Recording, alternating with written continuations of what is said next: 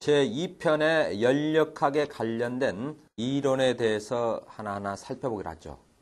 강의를 하면서 제가 중요하다고 표시한 부분은 여러분들이 정확하게 암기를 하셔야만이 연력학에 관련된 여러 가지 문제에 대처할 수 있는 능력을 발휘를 할 수가 있습니다. 먼저 챕터 1의 서론에 관련된 내용을 살펴보죠.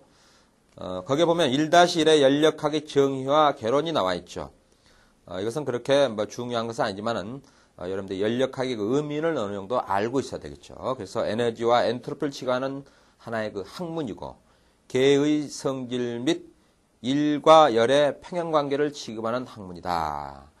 그래서 여기서 계라는 것은 바로 우리가 뭐냐면은 시스템을 의미하고 있죠. 시스템. 그래서 우리가 이 시스템과 유닛들을 잠깐 설명을 해드리겠습니다. 시스템은 여러 개의 유닛들가 모여서 하나의 시스템을 구성하고 있다. 이렇게 봐야 되고, 유닛은 한 개 한 개의 독립된 상태를 의미하고 있죠. 그래서 여기서 계의 성질, 이것은 하나의 연력학은 시스템을 구성하고 있다는 의미를 가지고 있다. 이렇게 봐야 되겠죠. 다음 두 번째는 연력학의 목적.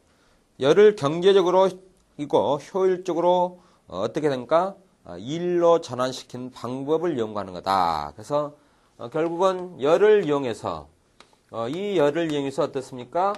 열 에너지를 일 에너지로 바꾼다. 그래서 워크로 바꾸는 거죠. 일을 할 수 있는 조건으로 바꾸는 것이 바로 연력학의 목적이 되겠죠.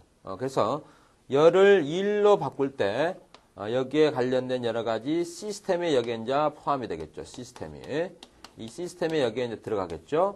그래서 이 시스템을 거치면서 일로 바꿔주는데, 그때 그 효율에 이제 여러 가지 문제가 발생을 할 수가 있겠습니다. 그래서 그 효율을 어떻게 하면은 높게 우리가 올릴 수 있는가. 이런 부분에 대해서 이제 연구를 하는 것이 바로 이 연력학이고, 여러분들이 배우는 이 연력학은 가장 기본적인 이론의 기준을 두고 이 책이 편성이 됐다는 것을 인지하시기 바랍니다. 다음은 세 번째 물질의 그 보는 관점이 있죠. 여기서 보면 미시적 관점. 그래서 거기에 보면은 9개의 식이 필요하다. 이렇게 돼. 포지션, 벨로시티, 포스. 그 다음 거시적. 이것과 관계된 것이 이제 미시적과 거시적. 그래서 미시적은 아주 미세한 부분에 우리가 어떤 것을 거기에 대한 부분을 분석하는 것은 미시적, 마이크로라고 하죠. 마이크로. 그 다음 거시적은 뭐라고 그러죠? 매크로라고 그러죠. 그래서 마이크로 혹은 매크로 이렇게 부르고 있죠. 거시적, 미시적. 이거는 경제 용어에서도 자주 나오는 그런 그 용어가 되는데요. 그렇게 알아두시고, 연속체. 연속체는 분자와 분자 사이의 공간과 구멍이 존재하지 않는 그런 물질, 즉 연속체로 취급하는 공간의 영역이 분자의 자유행로보다 커야 한다. 그래서 연속체의 의미에 대해서 알고, 이것은 그렇게 중요한 것은 아니니까 연력학의 의미와 관계에서 거기에 대한 것을 참고를 해 주시기 바랍니다. 다음은 1-2를 보면은 계와 동작 물질이 있죠. 그래서 거기에 계가 나와 있죠. 시스템이 나와 있죠. 시스템은 방금 제가 설명을 해드렸고, 계의 종류가 있죠. 개방계가 있고, 개방계는 유동계, 흐르는 물 같은 거, 물질, 밀폐계, 비유동계, 그렇죠? 완전히 차단된 상태가 우리가 비유동계라고 그러죠. 고립계, 절연계, 이와 같이 우리가 계의 종류가 세 가지가 있다는 거. 동작 물질. 그 다음에 1-3에 보면은 상태와 성질 있죠. 그 상태는 뭐냐? 물질의 각 상, 즉 고체, 액체, 기체에서 각각의 압력과 온도하에 일정한 물리적 값을 가질 때 이 시스템은 어떤 상태에 있다고 이렇게 얘기할 수 있다. 그 용어 정도는 그냥 여러분들이 알아두시기 바랍니다. 그 다음에 성질이 있죠. 거기에는 일과 열은 성질이 아니다. 이렇게 알아두시고, 일과 열은 성질이 아니다는 거 기억해 주시고, 그 다음에 이제 온도, 압력, 밀도, 최적, 이런 것이 거기에 관련돼서 우리가 성질의 어떤 의미를 가지고 있다. 다음에 연력학의 그 성질에 있는데 연력학적 상태량 있죠. 강도수 상태량, 중량성 상태량, 이런 것인데 그런 것도 뒤쪽에서도 나오니까 그 참고를 해주시고 연력합격 함수도 마찬가지입니다. 다음은 1-4 각종 물리량이 있죠. 이것은 상당히 중요합니다. 그래서 각종 물리량에 대해서는 여러분들이 완벽하게 공부를 해 주셔야 되겠죠. 이거는 연력학뿐만 아니고 공학에서 모든 부분에 같이 여러분들이 통용되는 그런 단위들이 많습니다. 그래서 유체역학이라든가 연력학 혹은 재료역학, 기타 기계 관련 이런 학문에 전부 다 똑같이 적용하고 있기 때문에 이것이 꼭 연력학에 관련된 물리량으로 보면은 안 되겠죠. 비중량, 이건 단위 체적당 우리가 중량을 비중량이라고 했죠. 그래서 체적에서 중량, 무게로 나눈 것이 비중량이다. 거기에 단위 우리가 표시는 감마로 표시한다. 그 다음에 비질량이 있죠. 이것을 우리가 밀도, density라고 그러죠.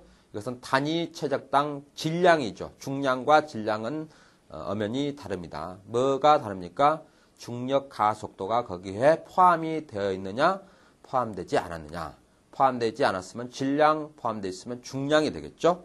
잘 알아두세요. 그 다음에 비체적. 그래서 이것도 중량분의 체적의 관계에 의해서 구할 수 있고, 그래서 우리가 문제에서도 이런 그 문제가 나왔었죠. 중량은 어떻게 됩니까? 체적, 비체적을 체적으로 나눠주면 중량이 나온다는 거. 앞에서 배웠죠.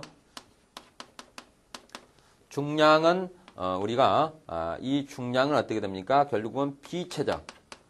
비체적에서 그 다음에 체적을 나눠줌으로써 알게 된 거죠. 이런 문제가 많이 연습장에 연습 문제에서 출제가 될 것으로 생각이 되고, 다음에 이제 비중이 있죠. 비중은 뭐가 기준이 됩니까? 물이 기준이 돼서 다른 물질의 비중량을 우리가 알 수가 있는 거죠. 그래서 이 부분도 유체역학에서 이제 아주 처음에 나오는 그런 내용이 되겠죠. 다음은 강도 성질과의 관계가 나와 있죠. 그래서 비중은 결국은 어떻습니까? 중량은 중량을 뭐 여기서는 G로 표시하는데 어떤 책에서는 W로 표시하죠. 그래서 감마 V다. 그래서 이게 비중량이다. 체적에다가 비중량을 곱함으로써 우리가 무게를 알 수 있다. 이것은 뭐 여러분들이 충분히 알 수 있고, 그 다음에 공학 단위 비체적 감마분의 1이 되고, 그 다음에 절대 단위에서는 로분의 1이 된다. 비체적은 감마분의 1은 어디입니까? 이거는 공학 단위예요. 그래서 공학 단위를 우리가 FLT계라고 그러죠. FLT계.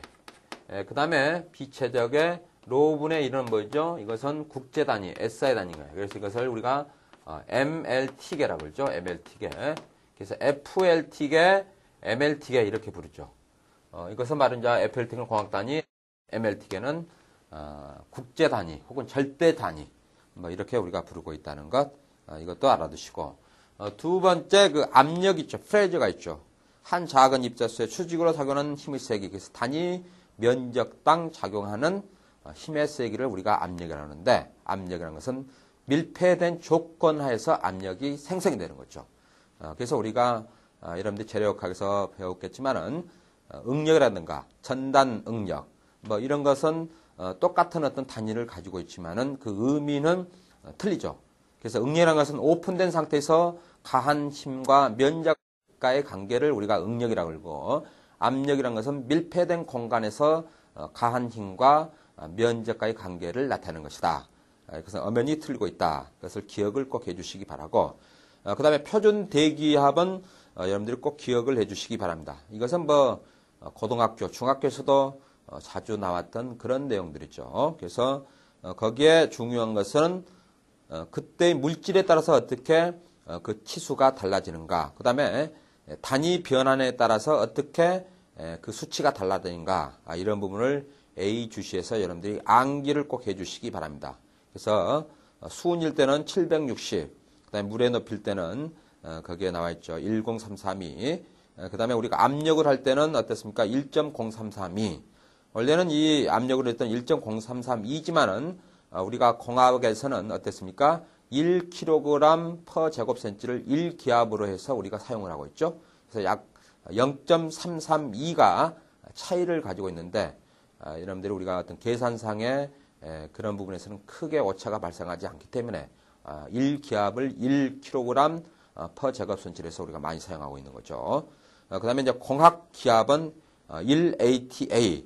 그 다음에 1ATG, 게이지압, 뭐 이런 식으로 해서 우리가 판단한다는 거. 다음은 절대압력에 대해서 잘 알아두세요. 절대압력도 아주 중요하죠. 절대압력도 엄청나게 많이 문제가 출제가 되고 있죠. 그래서 주관식, 객관식 전부 다 출제가 되고 있습니다. 절대압력은 안전진공 기준으로 해서 측정한 압력이다. 게이지 압력은 뭐죠? 국소 대기압을 기준으로 측정되다.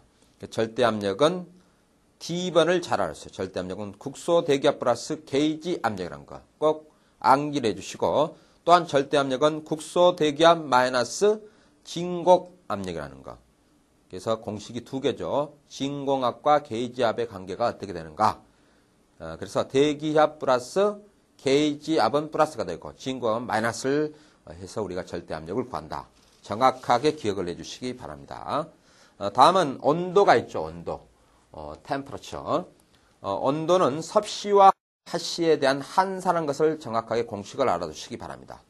그래서 우리가 핫씨도, 핫씨를 계산할 때는 5분의 9, 그 다음에 섭씨 플러스 32를 해주면 되고, 그 다음에 섭씨를, 우리가 핫씨를 섭씨로 한산할 때는 어떻게 됩니까?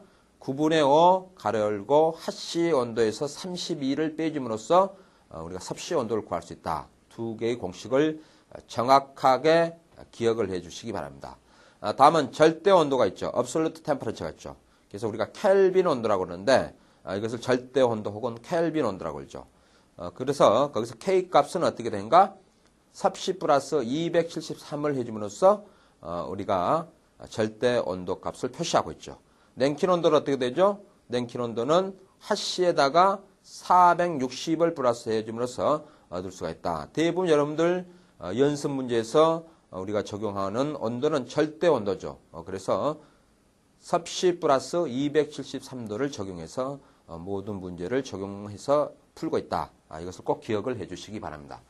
다음은 1-5에 주요 국제 단위가 있죠. 그래서 여기서 보면은 SI 단위, 기본 단위와 보조 단위가 있는데, 뭐 이것은 연력학뿐만 아니고 유체역학에서도 이런 단위계에 대해서는 충분히 배웠을 것으로 생각이 되고, 기본 단위가 있고 보조 단위가 있다는 거. 다음은 국제 단위의 그 유도 단위가 있죠. 그래서 이 부분은 상당히 중요합니다. 유도 단위. 그래서 유도 단위에 대해서는 꼭 기억을 해주시기 바랍니다. 유도 단위 상당히 중요합니다. 이 문제가 상당히 출제가 많이 되고 있죠. 1뉴턴은 1kg의 질량에다가 1m/s 자승을 가는 것을 우리가 1뉴턴이라 한다. 1단인 1g 곱하기 cm/s 자승. 그 다음에 1의 단위에서 줄이 사용한다는 거. 1주는 뭐냐? 1뉴턴에서 1m 가는 것을 우리가 1줄이라 한다. 1에르그. 1다인에서 1cm 가는 것을 우리가 1에르그라 한다. 다 중요합니다. 여러분들이 완벽하게 알아두시고, 세 번째 동력의 단위도 중요하죠. 1W는 어떻게 되죠? 1줄/s를 우리가 1W라고 그러고, 1kW는 어떻게 됩니까? 1000J/s를 1kW라는 거 정확하게 기억을 해주시기 바랍니다. 이런 것들은 전부 다 어떨 때 필요합니까? 문제에서 예를 들어 공학 단위로 문제를 푸시오, 혹은 국제 단위, 즉 SI 단위로 문제를 푸시오, 혹은 공학 단위와 SI 단위에 대해서 거기에 대한 수치, 답을 선정해 놓고 단위가 맞는지 틀린지 그렇게 해서 우리가 연습 문제에서 혹은 기사시험에서 출제된 것을 많이 볼 수가 있습니다. 그래서 두 개 다 단위 한사라는 것은